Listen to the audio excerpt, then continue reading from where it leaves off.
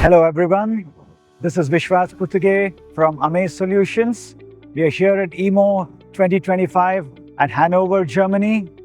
We've seen a growing demand for additive manufacturing during the show here. There's a lot of focus from defense, aviation and space industry here. We've also found interest amongst the medical manufacturers, not just for prototype manufacturing, but also some of the serial batch production that customers have been inquiring here from us during the show.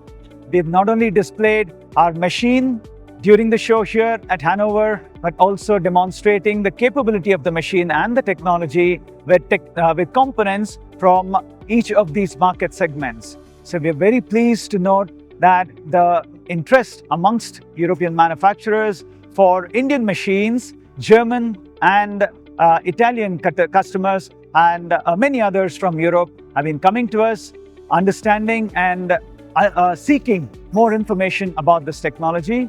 We're happy with the response that we've seen so far, and we're very confident that Indian technology is going to be more and more in demand in the years to come. So thank you everyone for the wonderful response giving us here at EMO Hannover, Germany. Thank you.